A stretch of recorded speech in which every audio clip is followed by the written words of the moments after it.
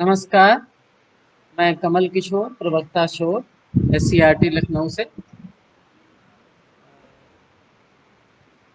आज हम लोग डीएलएड सेकेंड सेमेस्टर में विज्ञान विषय का एक बहुत ही महत्वपूर्ण पाठ, जिसका नाम है तत्वों का वर्गीकरण, परमाणु संरचना, संयोजकता, रासायनिक अभिक्रिया, रसायन की भाषा व रासायनिक सूत्र, इसके बारे में जानेंगे। अ, इस चैप्टर के बारे में हम लोग काफ़ी कुछ टॉपिक इसके कवर कर चुके हैं। जैसे तत्वों का वर्गीकरण बाकी अभी है, हालांकि इससे पहले परमाणु संरचना, संयोजकता, ये चीज़ें हम लोग जान चुके हैं। लेकिन फिर भी थोड़ा सा हम उसको रिवाइज कर लेते हैं जल्दी से, और फिर जो अपना मेन टॉपिक है रासायनिक सूत्र तथा रासायनिक अभिक्रियाएं, इसके बारे में जानेंगे।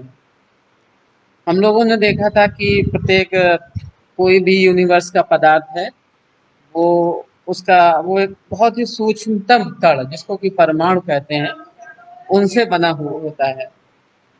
अब इस बारे में सबसे पहले बहुत से दार्शनिक भारतीय भी थे, कुछ यूनानी दार्शनिक, जिन्होंने सबसे पहले लगभग 400 ईसा पूर्व इसके बारे में बात की थी कि प्रत्येक पदार्थ बहुत सूक्ष्म कणों से मिलकर बना है, जिनको और डिवाइड नहीं किया जा सकता है, और उनको परमाणु या अंग्रेजी में इसको एटम नाम दिया था। लेकिन ये फिलॉसफी थी, एक दार्शनिक विचार थे, इसको प्रूव करने के लिए कोई प्रयोग नहीं किए गए थे। सबसे पहले डाल्टन 1808 में डाल्टन ने कुछ अभिक्रियाओं को देखा। जब भी दो पदार्थ या दो से ज़्यादा पदार्थ आपस में अंतर क्रिया करते हैं, तो कुछ नए पदार्थ बनते हैं, और ये जो नए पदार्थ बनते हैं उसमें कुछ नियम लागू होते हैं। उन्हीं के आधार पर दो पदार्थ अभिक्रिया करते हैं। तो इन्हीं नियमों को का अध्ययन करने के बाद में डाल्टन ने एक थ्योरी दी परमाणु के बारे में, जिसको डाल्टन की एटॉमिक थ्योरी या डाल्टन की परमाणु सिद्धांत कहा गया था। वो कुछ बिंदु थे उसके कि कोई भी पदार्थ है वो परमाणुओं से मिलकर बना होता है, जो कि किसी रासायनिक अभिक्रिया में भाग लेते हैं, और जो परमाणु है वो सूक्ष्मतम कण है, उससे छोटा और कुछ नहीं होता है, और परमाणु को ना ही तो नष्ट किया जा सकता है और ना ही तो बनाया जा सकता है। और कहा कि एक पदार्थ होता है तो उसके सारे परमाणु एक समान होते हैं, उनके सबके गुणधर्म समान होते हैं,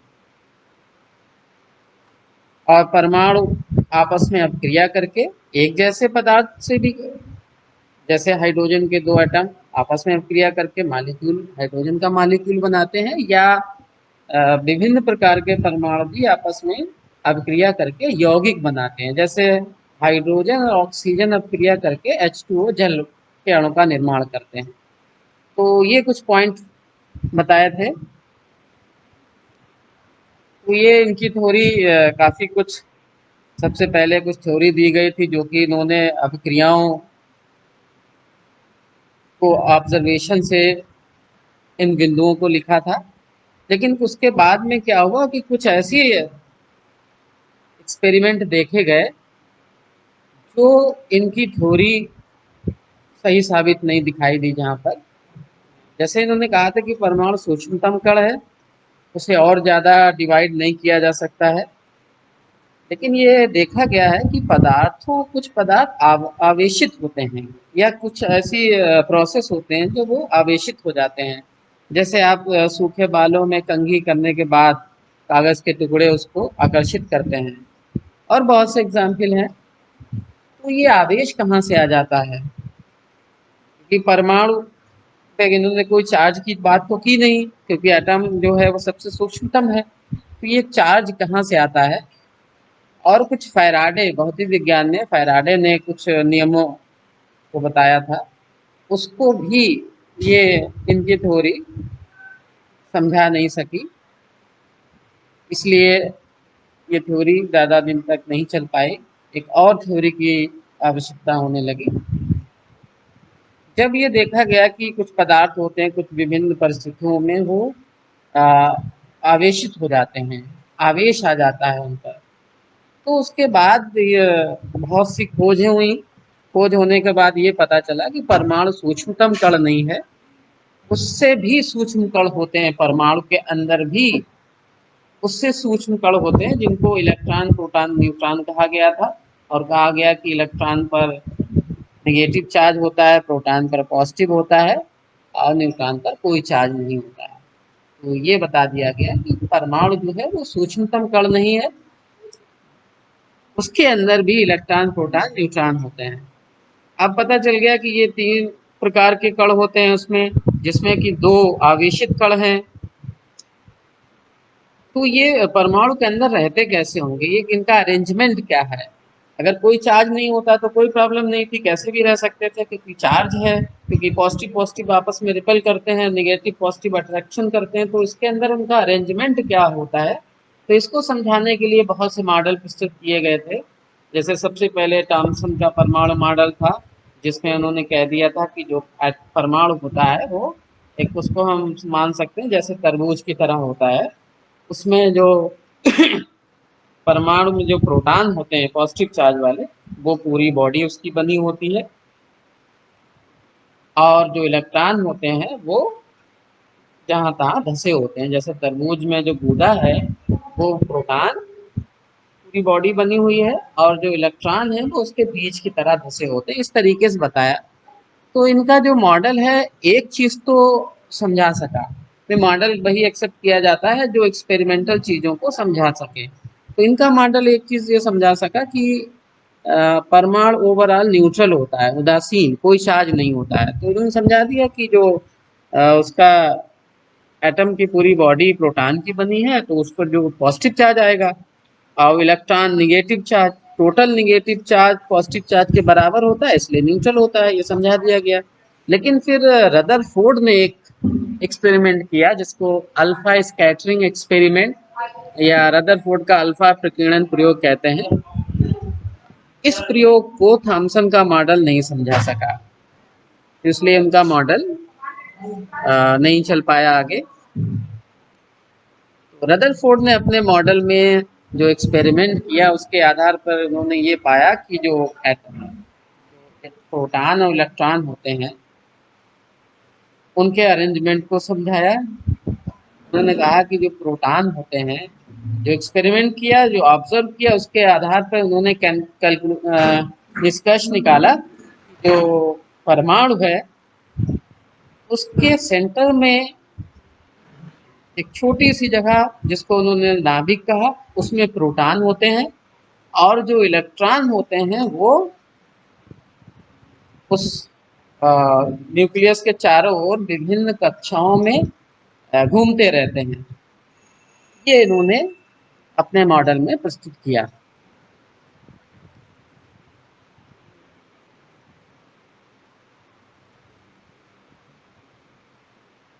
इसलिए इनके मॉडल को कहा गया न्यूक्लियर मॉडल ऑफ रदरफोर्ड।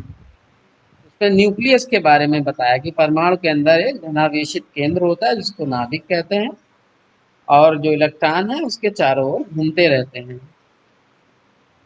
उसको सोलर मॉडल भी कहा गया है। जैसे सन के बाकी प्लैनेट उसके रिवॉल्व करते हैं अराउंड, इसी तरीके से कहा कि न्यूक्लियस के अराउंड रिवॉल्व करते हैं। लेकिन रदरफोर्ड के मॉडल में भी कुछ कमियां थी। जैसे कि उन्होंने कहा कि इलेक्ट्रॉन लगातार ऑर्बिट में घूमता रहता है, तो ये कहा कि अगर घूमता रहता तो उसकी एनर्जी खत्म हो जाएगी, एक टाइम ऐसा आएगा उसकी एनर्जी खत्म हो जाएगी, फिर वो तो घूमता हुआ इलेक्ट्रॉन न्यूक्लियस में गिर जाएगा, तो फिर एटम का अस्तित्व भी खत्म हो जाएगा। और हम जानते हैं कि पूरा यूनिवर्स परमाणुओं का बना है, तो पूरा ब्रह्मांड, पूरा जो यूनिवर्स है उसको ही खत्म हो जाना चाहिए, लेकिन ऐसा तो नहीं है। इसका मतलब इलेक्ट्रॉन न्यूक्लियस में नहीं गिरता होगा। तो क्यों नहीं गिरता है, ये चीज तो इससे पहले रिसर्च से प्रूव कर दी गई थी कि जब भी कोई आवेशित कण रिवॉल्व करता है, एक्सेलरेट होते हुए घूमता है, तो वो अपनी ऊर्जा को रेडिएट करता है, विकिरित करता है, उसकी एनर्जी कम होनी चाहिए। लेकिन यहाँ पर इलेक्ट्रॉन की भी ऐसी स्थिति है, आवेशित कण है और सर इस पाथ में घूम रहा है, वर्तुलाकार पार्क में मार्ग में पथ पर घूम रहा है, तो उसको भी उसकी एनर्जी कम होने चाहिए, उसको एनर्जी विकृत करनी चाहिए। लेकिन इलेक्ट्रॉन लगातार घूमता रहता है और उसकी एनर्जी कम नहीं होती होगी, तभी वो न्यूक्लियस में नहीं गिरता है।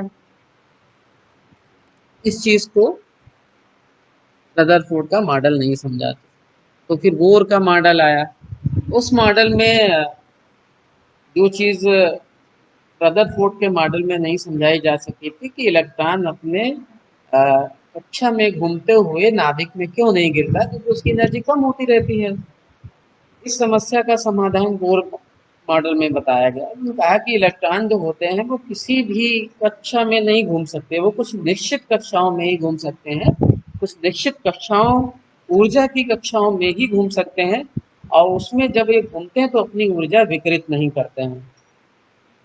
इसको इन्होंने एक मैथमेटिकल मॉडल है, इसको डेरिवेशन करके भी दिखाया है। इस मॉडल को रदरफोर्ड के मॉडल और आगे बढ़ाया इन्होंने। और इन्होंने कहा कि जो ऑर्बिट होते हैं जिसमें इलेक्ट्रॉन घूमता है उनकी ऊर्जा होती है, इसलिए उनको इन्होंने ऊर्जा स्तर या कोश भी कहा था। परमाणु के ऊर्जा स्तर उन्होंने सबसे पहले न्यूक्लियस के बिल्कुल पास में जो कक्षा थी उसको कहा के शेल या पहली कक्षा, एल शेल दूसरी कक्षा। इस तरीके से इन्होंने कक्षाओं का नामकरण किया, कहा इलेक्ट्रॉन इसमें एक निश्चित तरीके से भरे होते हैं।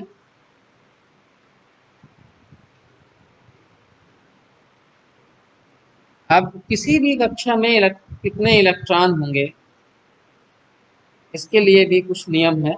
तो इसको बताने के लिए एक बोर-बरी नियम है, बोर-बरी स्कीम कहते हैं। उनके अनुसार किसी कक्षा में कितने इलेक्ट्रॉन होंगे, तो वो फार्मूला दिया 2n²। तो n जहाँ कक्षा की संख्या है, जैसे पहली कक्षा या के कोश, उसमें क्या होगा 2 × 1² मतलब 2, दूसरी में 8, 18, 32। इस तरीके से ये मैक्सिमम इलेक्ट्रॉनों की संख्या है कि कितने किसी कक्षा में मैक्सिमम इलेक्ट्रॉन कितने हो सकते हैं। कम होंगे उसका नहीं, लेकिन मैक्सिमम कितने होंगे इस बारे में यहाँ बताया गया। ये हम लोग पढ़ चुके हैं, कुछ उदाहरण भी हम लोगों ने देखे थे। 18 एलिमेंट के LMN में उनकी कितने इलेक्ट्रॉन होते हैं और वैलेंसी क्या होती है, इस बारे में ये आप देख सकते हैं। उसके बाद हमने देखा था परमाणु संख्या या एटॉमिक नंबर। इसको देखा था कि इसको Z से एक्सप्रेस करते हैं, और ये किसी परमाणु में प्रोटॉनों की संख्या को ही उस परमाणु का परमाणु संख्या या एटॉमिक नंबर कहा जाता है। जैसे कार्बन के न्यूक्लियस में 6 प्रोटॉन होते हैं, तो हम कहेंगे कार्बन का की परमाणु संख्या 6 है।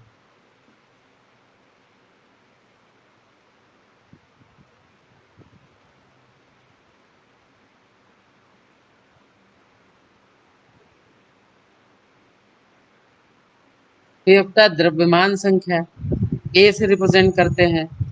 ये होता है प्रोटॉन और न्यूट्रॉनों की संख्या को, सम को जोड़ दें अगर न्यूट्रॉन प्रोटॉन की संख्या को, तो इसको हम कहते हैं परमाणु द्रव्यमान संख्या। फिर हमने बात की थी संयोजकता। किसी भी परमाणु या किसी तत्व की कह सकते हैं कि परमाणु संख्या क्या होती है, किसी भी तत्व की जो संयोजन क्षमता है, कंबाइनिंग कैपेसिटी, उसको ही उसकी संयोजकता कहा जाता है। जैसे अगर वाटर में देखें, जल का अणु का फार्मूला होता है H2O। तो यहाँ पर एक ऑक्सीजन ने 2 हाइड्रोजन से जुड़ा हुआ है, कंबाइन कर रहा है, तो हम कहेंगे ऑक्सीजन की संयोजकता ऑक्सीजन की 2 है। हाइड्रोजन, एक हाइड्रोजन ने एक ऑक्सीजन से जुड़ा है तो उसकी संयोजकता 1 है। तो किसी भी तत्व की जो संयोजन क्षमता है, कंबाइनिंग कैपेसिटी, उसको ही उसकी संयोजकता कहा जाता है।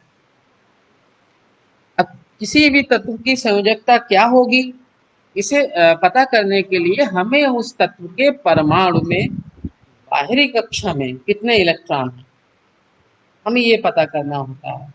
तो कंबाइनिंग कैपेसिटी जो है वो किसी परमाणु की अंतिम कक्षा में इलेक्ट्रॉनों की संख्या पर निर्भर करती है।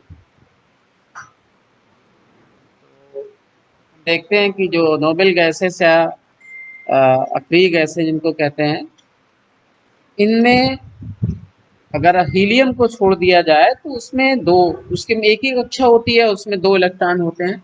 बाकी सभी में नियान, आर्गन, क्रिप्टन, जीनान, रेडान में बाहरी शेल में 8 इलेक्ट्रॉन होते हैं। तो ये माना जाता है कि जिन तत्वों में बाहरी कक्षा में 8 इलेक्ट्रॉन होते हैं तो उसको पूर्ण माना जाता है। देखा गया कि वो तत्व जो हैं वो अभिक्रिया दूसरे तत्वों के साथ नहीं जुड़ते हैं, जैसे अक्रिय गैस दूसरे तत्वों से नहीं जुड़ती हैं सामान्यतः। तो ये माना गया कि जो किसी भी तत्व के परमाणु की बाहरी कक्षा में 8 इलेक्ट्रॉन होना, ये एक स्थायित्व का प्रमाण है। बाकी जिन तत्वों में की बाहरी कक्षा में 8 इलेक्ट्रॉन नहीं होते हैं तो वो तत्व दूसरे तत्वों से या अपने ही समान तत्व से अभिक्रिया करके अणु बना देते हैं, और ये काम वो या तो इलेक्ट्रॉनों के लेन देन से या इलेक्ट्रॉनों की साझेदारी से करते हैं, और वो अपनी कक्षा में 8 इलेक्ट्रॉन पूर्ण कर लेते हैं। फिर दूसरा टॉपिक देखा था समस्थानिक। समस्थानिक वो एक ही तत्व के वे परमाणु जिनमें जिनका Z परमाणु संख्या समान लेकिन द्रव्यमान संख्या भिन्न होती है, उनको हम समस्थानिक कहते हैं। इनके उपयोग क्या होते हैं, जैसे समस्थानिक या आइसोटोप्स के बहुत ही महत्वपूर्ण उपयोग होता है। जैसे कार्बन का एक बहुत महत्वपूर्ण आइसोटोप है कार्बन 14।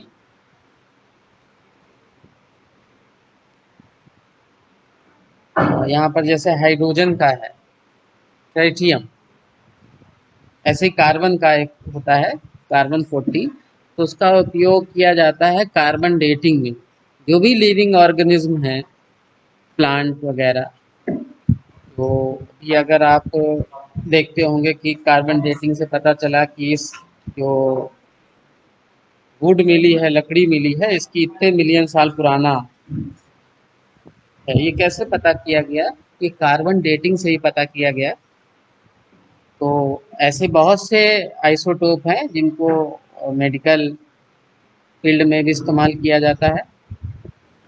संभारिक, यहाँ पर क्या होता है कि परमाणु द्रव्यमान संख्या समान होती है और परमाणु क्रमांक भिन्न होता है। लेकिन एक और बहुत महत्वपूर्ण चीज, वहां पर आपने देखा कि एक ही तत्व के भिन्न प्रकार के परमाणु थे, यहाँ भिन्न प्रकार के परमाणु हैं और उनमें परमाणु क्रमांक सेम है, परमाणु द्रव्यमान संख्या समान है। अब हम बात करते हैं रासायनिक सूत्र। तो हम लोग जानते हैं कि जो परिवर्तन होते हैं हमारे चारों ओर हम देखते हैं, वो मुख्यतः हम उनको 2 प्रकार के परिवर्तन मानते हैं। एक होते हैं भौतिक परिवर्तन और दूसरे होते हैं रासायनिक परिवर्तन। तो भौतिक परिवर्तन वो परिवर्तन होते हैं जहां पर कोई नया पदार्थ नहीं बनता है। बहुत सामान्य से उसके उदाहरण हैं, जैसे जल से बर्फ का बन जाना, ये भौतिक परिवर्तन है। क्योंकि जल से जब बर्फ बनती है तो उसमें कोई नई चीज नहीं बनती, उसका जो संगठन है जल का और बर्फ का समान है, कोई अंतर नहीं, कोई नई चीज नहीं है वहां पर। इसको भौतिक परिवर्तन, इसमें कुछ जो भौतिक फैक्टर्स लगाए गए उससे चेंज होगा, और उसको आइस को बाहर रख दे फिर वो वाटर बन जाता है। हम ये भी कह सकते हैं भौतिक परिवर्तन जो होते हैं वो रिवर्सेबल होते हैं, चेंज हो जाता है अगर वो प्रभाव डाला गया प्रभाव हटा दिया जाए। और एक चीज़ हम ये भी कह सकते हैं कि जो भौतिक परिवर्तन होता है, अगर कहीं पर हमें भौतिक परिवर्तन देखना होता है, तो हमें पदार्थ की हम चेंज कर सकते हैं। भौतिक प्रॉपर्टी का अगर हम मेजरमेंट करना, तो हमें उसके गुणों में कोई परिवर्तन नहीं होता, हमें फिर से वही मिल जाता है। लेकिन अगर हम रासायनिक परिवर्तन की बात करें, तो सबसे महत्वपूर्ण चीज़ है कि यहाँ रासायनिक परिवर्तन तभी कहा जाता है जब कोई नई चीज़ बनती है। मतलब जो जिस पदार्थ का रासायनिक परिवर्तन हुआ है, उससे जो नया पदार्थ बनेगा उसके गुण अलग होंगे, संगठन अलग होगा। और यहाँ पर हम जो नया पदार्थ बनता है, उससे जो पहले पदार्थ था उसको प्राप्त नहीं किया जा सकता भौतिक विधियों से। ये भी चीज़ महत्वपूर्ण है। जैसे दूध से दही का बन जाना एक रासायनिक परिवर्तन है। दूध से दही बन जाता है तो फिर उसकी प्रॉपर्टी बिल्कुल डिफरेंट होती है। दूध नहीं खट्टा होता है, लेकिन दही में लैक्टिक एसिड बन जाती है, नई नया पदार्थ बन जाता है। तो ये एक भौतिक परिवर्तन है। या रस्टिंग ऑफ आयरन, लोहे पर जंग लग जाती है, जंग का लगना भी एक रासायनिक परिवर्तन है। तो हमारे चारों तरफ बहुत से रासायनिक, भौतिक और रासायनिक परिवर्तन होते रहते हैं। तो हम रासायनिक सूत्र की बात कर रहे हैं, क्योंकि हमें यहाँ पर रसायन विज्ञान में हम रासायनिक परिवर्तनों के बारे में पढ़ते हैं। जैसे आपने कोयले को जलाया और उसमें आग बनी और कार्बन डाइऑक्साइड, हीट, धुआं, ये सब चीज़ बनी। तो इस चीज़ को हमें प्रस्तुत करना हो, प्रदर्शित करना हो, तो हम कहेंगे कि कोयला और ऑक्सीजन, उससे कार्बन डाइऑक्साइड और हीट बनी। इस चीज़ को हम शॉर्ट तरीके से भी लिख सकते हैं, सूत्र लिख दें, कोयले का सूत्र, ऑक्सीजन का सूत्र और कार्बन डाइऑक्साइड का सूत्र, तो हमारे लिए ये आसान होगा। इसी को कहते हैं रसायन विज्ञान की भाषा। यहाँ पर हम पदार्थों को उनके सूत्र के द्वारा प्रदर्शित कर देते हैं। तो ये सूत्र बनते कैसे, ये हमें जानना है। सूत्र बनते हैं पदार्थों के या तत्वों के प्रतीक से। हमने देखा था कि अभी तक 118 तत्व खोजे जा चुके हैं, तो उनका सभी का एक सिंबल दिया गया है। तो सबसे पहले ये सिंबल कैसे दिया गया था, तो आज जो स्थित है, शुरू में ऐसा नहीं था। सबसे पहले डाल्टन ने तत्वों को उनकी मात्रा के आधार पर प्रतीक प्रयोग किए थे। ये देखिए, नीचे आप देख सकते हैं, ये डाल्टन ने इस्तेमाल किए थे। सबसे पहले सिंबल इस्तेमाल किए थे। आज हम अंग्रेजी के लेटर्स यूज़ करते हैं, सबसे पहले उन्होंने इस तरीके से इस्तेमाल किया था। बाद में बर्जीलियस ने, जो इस समय हम सिस्टम इस्तेमाल करते हैं, वो बर्जीलियस के द्वारा बताया गया है। तो वहाँ पर देखिए, हाइड्रोजन के लिए H, हीलियम के लिए He, इस तरीके से वहाँ पर आज जो वर्तमान समय में जो सिस्टम है प्रतीक देने का तत्वों को, इस तरीके से है। कुछ तत्व ऐसे हैं, जैसे अभी हम देख रहे हैं कि हीलियम He, हीलियम H से शुरू हुआ तो वहाँ पर भी H है। लिथियम L से शुरू हुआ तो सिंबल में L है। लेकिन कुछ तत्व ऐसे हैं जिनके सिंबल उनके नाम से नहीं मैच कर रहे। जैसे सोडियम, सोडियम में तो S है, लेकिन यहाँ Na है। ये किस तरीके से आया? तो ऐसे कुछ तत्व हैं जिनके सिंबल उनके नाम के पहले लेटर से नहीं है। तो ऐसा क्यों है? तो इसके लिए कुछ जो सिंबल हैं वो लैटिन नामों से लिए गए हैं। जैसे कॉपर का Cu है, इसको क्यूप्रम कहते हैं लैटिन में कॉपर को, इसलिए वहां से इसको Cu सिंबल लिया। गोल्ड, गोल्ड को औरम लैटिन भाषा में, इसलिए इसको Au सिंबल होता है। वैसे जी होना चाहिए या जीयू, लेकिन ऐसा नहीं है, Au है। लेड Pv, क्यों? क्योंकि प्लम्बम है। ये कुछ ऐसे हैं जो उनके अंग्रेजी नाम के फर्स्ट लेटर से शुरू ना होके उनके लैटिन नामों के आधार पर बने हैं। रासायनिक सूत्र क्या होते हैं? तत्वों के प्रतीक से मिलकर पदार्थ का सूत्र बनता है। पदार्थों, रासायनिक पदार्थों के सूत्र बन जाते हैं। तो अब कैसे क्या बनेगा? जैसे सोडियम क्लोराइड, नमक, इसका फार्मूला होता है NaCl। किस आधार पर? तो किसी भी पदार्थ का या रासायनिक यौगिक का जो सूत्र होता है वो उससे बनने वाले तत्वों की संयोजकता पर निर्भर करता है। सोडियम क्लोराइड का फार्मूला NaCl क्यों है? क्योंकि सोडियम की संयोजकता एक है और क्लोरीन की भी संयोजकता एक है, इसलिए इनका इसका फार्मूला NaCl हो गया। यहाँ पर देखिए calcium hydroxide CaOH hold twice, ऐसा इसलिए क्योंकि कैल्शियम Ca इसकी संयोजकता 2 होती है और हाइड्रोक्साइड OH इसकी 1 होती है, तो संयोजकता एक्सचेंज होती है। तो इसका मतलब अगर हमें किसी यौगिक का सूत्र लिखना हो तो हमें उसकी संयोजकता पता होना जरूरी है। तो कुछ तत्वों की संयोजकताएं के लिए एक टेबल दी गई है, अगर आप इतना याद कर लेते हैं तो आप मैक्सिमम पदार्थों के सूत्र लिख सकते हैं। जैसे यहाँ पर, हाँ, यहाँ पर आयनों की संयोजकता दी गई है। देखिए कुछ पर धन आवेश है, जैसे K+, potassium plus, sodium plus, और कुछ ऐसे आयन हैं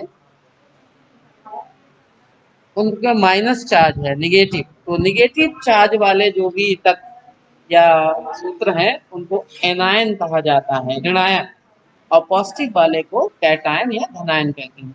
अगर इतना याद कर लेते हैं आप, देखते हैं और इस्तेमाल करते हैं तो आप लगभग मैक्सिमम पदार्थों के सूत्र लिख सकते हैं।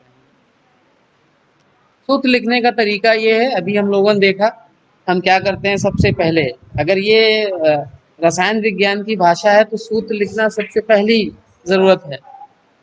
तो सोडियम नाइट्रेट है, यहाँ पर देखिए सोडियम, पहले हम सिंबल लिखेंगे तब जो भी उसमें इस्तेमाल हो रहे हैं फार्मूले में।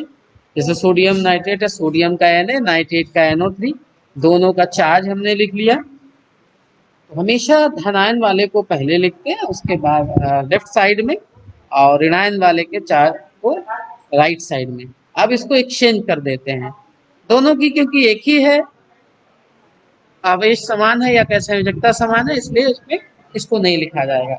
लेकिन दूसरे में आप देखिए कैल्शियम हाइड्रोक्साइड में कैल्शियम का 2 चार्ज है और हाइड्रोक्साइड का 1।